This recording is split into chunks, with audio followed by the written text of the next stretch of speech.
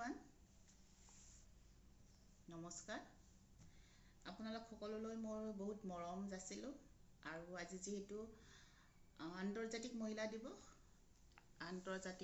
দিৱসৰ শুভেচ্ছা আপোনালোক সকলোলৈ জ্ঞাপন কৰিলোঁ আৰু ফাকুৱাৰো শুভেচ্ছা জ্ঞাপন কৰিলোঁ। জীৱনবোৰ ৰাঙলী হওক সকলোলৈ। বহুত দিনৰ পৰা ভাবি আছিলোঁ যে আপোনালোকৰ লগত বহুত কথা বতৰা পাতিম, বহুত সুখ দুখ শ্বেয়াৰ কৰিম, কিছুমান জীৱনত ঘটি যোৱা ঘটনা শ্বেয়াৰ কৰিম, ভাল লাগিব।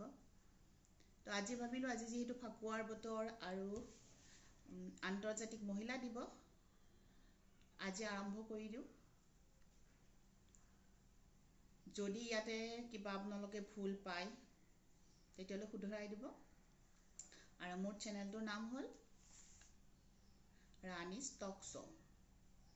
ছাবস্ক্ৰাইব কৰিব, আপোনালোকে শ্বেয়াৰ কৰিব আৰু আপোনালোকক আশা কৰিছোঁ বহুতো মৰম দিব বুলি। আজিকালি আমি মহিলাবিলাক বহুতো আগবাঢ়িছোঁ, খুবেই ভাল লগা কথা। মহিলা বুলি ক'লে এটা সময়ত যিহেতু মহিলা কিছুমান মানুহৰ এচাম মানুহৰ মনত এইটো মহিলা অকল ঘৰৰ ভিতৰত মানে ভাত বনোৱা বা ঘৰুৱা যিখিনি কাম কাজ আছে সেইখিনিহে কৰাৰ যোগ্য। কিন্তু আমাৰ বহুতো মহিলাই বহুতো কাম কৰি আমাক প্ৰমাণ কৰি দেখুৱালে যে মহিলাই কৰিব নোৱাৰা কাম একোৱেই নাই। খুব ভাল লাগিছে, খুব গৌৰৱান্বিত হৈছোঁ, আমি সকলোবোৰ হৈছোঁ। যিহেতু এনেকুৱা নহয় যে আমি প্ৰত্যেকটো মহিলাই যে সেনেকুৱাকৈ কৰিব লাইফত, জীৱনত সকলোৰে জীৱনৰ গতি বেলেগ বেলেগ হয়। কিছুমানে কৰিব বিচাৰিও কৰিব পৰা নাই, কিছুমান হয়তো স্ক'প পাইছে। আৰু আজিকালি যিহেতু আমাৰ ছ'চিয়েল মিডিয়াৰ থ্ৰুদি বহু মহিলাই আগবাঢ়ি গৈছে দেখিছোঁ, ভাল লাগিছে। আৰু আগুৱাই যাওক সকলোৱে। আৰু আপোনালোক যিসকলে মোৰ এই ভিডিঅ'টো চাই আছে, আপোনালোকৰ জীৱনলৈ সুখ শান্তি আহক আৰু আপোনালোকো আগুৱাই যাওক বিচৰা মতে। আজি প্ৰথমত বেছি কথা নাপাতোঁ, ইমান এক্সপিৰিয়েঞ্চো নাই। পিছলৈ পাতিম বহু কথা মনতে সাঁচি থৈ দিছোঁ যে আপোনালোকৰ লগত শ্বেয়াৰ কৰিম। বহুতো জীৱনৰ এক্সপিৰিয়েঞ্চ ল'ৰা ছোৱালীক লৈয়ে হওক বা কেতিয়াবা অকলশৰীয়া সময়ত বিপদত পৰা সময়তে হওক বা কেতিয়াবা ৰাস্তা ঘাটে পোৱা বিপদেই হওক, সকলোবোৰ শ্বেয়াৰ কৰিম আপোনালোকৰ লগত। এতিয়া আজি যিহেতু নাৰী দিৱস, আজি মই অকণমান লিখিছিলোঁ, কিন্তু সেইটো আপোনালোকক পিছত শ্বেয়াৰ কৰিম নেক্সট ভিডিঅ'ত। লাষ্ট মই এইটো লকডাউনত এটা লিখিছিলোঁ, কিন্তু আজিলৈ এনেকৈ ভিডিঅ' বনোৱা হোৱা নাই, যিহেতু মই শ্বেয়াৰ কৰিব পৰা নাই। সেইটো মই আজি ফাৰ্ষ্ট ভিডিঅ'ত আপোনালোকৰ থ্ৰু দি মই সকলোকে জনাব বিচাৰিছোঁ। আৰু যদি ইয়াত কিবা ভুল হয় দেন আপোনালোকে চাই দিব মোক আৰু শুধৰাই দিব, আশা ৰাখিছোঁ। মই লিখা কবিতাটোৰ নাম হৈছে মা। বৰ মৰমৰ এটি মিঠা শব্দ মা, দিলা তুমি নাৰীক ঐশ্বৰিক শক্তি। সকলো নেওচি যেন আগুৱাই যাব, সকলো নাৰীয়ে কৰ্তব্য পৰায়ণতাত যেন বিভোৰ।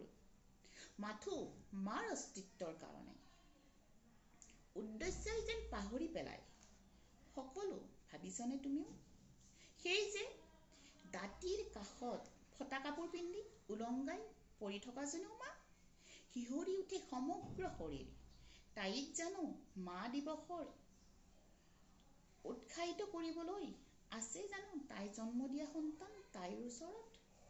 নাই নাই নাই, তাই মাথো পাগলী, কেৱল পাগলী। অসুৰৰ পৃথিৱীত তাই অস্তিত্ববিহীনা নাৰী, কেৱল মাথো তাই কামনাৰ বলি, কেৱল মাথো তাই পাগলী। পাৰিম জানো আমি বৰে দিব তাইক তাইৰ মৰ্যাদা? মাৰ অনুভূতি দিব পাৰিম জানো তাইক সঁচা হিয়াৰ এটি মিঠা সুন্দৰ আলিংগন? হৈ গ'ল, এইখিনিয়ে মই লিখিছোঁ। নাজানো কিবা ভুল হৈছে যদি আপোনালোকে চাই দিব। তো সকলোকে কওঁ, সকলো মানুহক সকলোকে আমি সকলোৱে সন্মান কৰিব, ৰেচপেক্ট কৰিব লাগে। আৰু আমি সকলো মহিলাকে সন্মান কৰিব লাগে।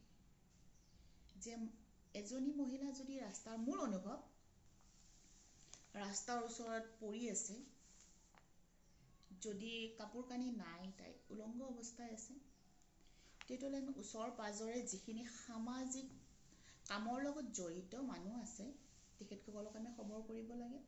আৰু আমি যিখিনি পাৰোঁ, নিজৰ যিখিনি আমাৰ সামৰ্থ্য আছে সেই অনুযায়ী আমি খবৰ কৰি বেলেগৰ লগত যোগাযোগ কৰি যিসকলে এই কৰ্মৰ লগত জড়িত আছে তেখেতক এটা ভাল পৰিৱেশ পোৱাৰ সুবিধা দিবলৈ চেষ্টা কৰিব লাগে।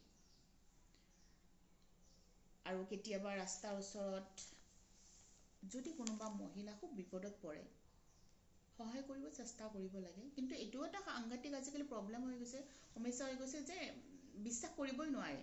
কাৰণ ইমানেই দুষ্কৃতি কাৰ্যৰ লগত মানুহ লিপ্ত হৈ গৈছে, মানে কিছুমানে এনেকুৱা হৈছে মহিলাও এইবিলাক কাৰ্যৰ লগত লিপ্ত থাকে, কেতিয়াবা আকৌ মানে বিপদত পৰাও সম্ভাৱনা থাকে।